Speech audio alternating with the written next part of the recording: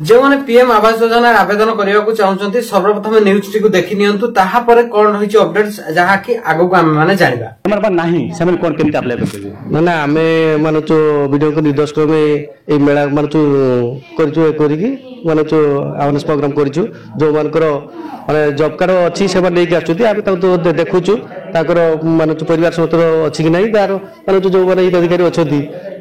ताकर नावडा अछि कि नै आ जार नाही ताको आबे पुनी एटु खोली के दउची जॉब कार्ड जन हिताधिकारी जब चाहिए तार घर तार जॉब कार्ड अच्छी तो सी किभली अपडेट करिवो एवं जहाँ मतलब नाही से केमते अप्लाई करिवे ना से मन लेके आछुती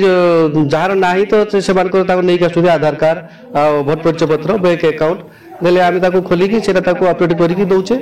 ऐसा एटा जॉब कार्ड ठीक कहि देबे केमती कोन जो हिताधिकारी घर पई अप्लाई करिवो तो एथि ता ना रहिबा दरकार कि नाही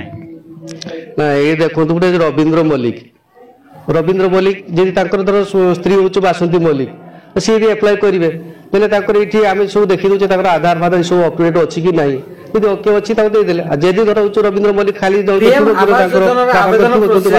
24 तारीख जनवरी मास 24 तारीख आवेदन प्रोसेस आरंभ हो जो मानकर जॉब कार्ड रही पीएम आवास योजना आवेदन करेंगे जो मान पाखरे जॉब कार्ड नाही सेमाना मध्य नुआ जॉब कार्ड ऑनलाइन ऑफलाइन माध्यम रे आवेदन करि परिबे ऑनलाइन रो प्रोसेस एबेर समय बंद अछि कोनोसी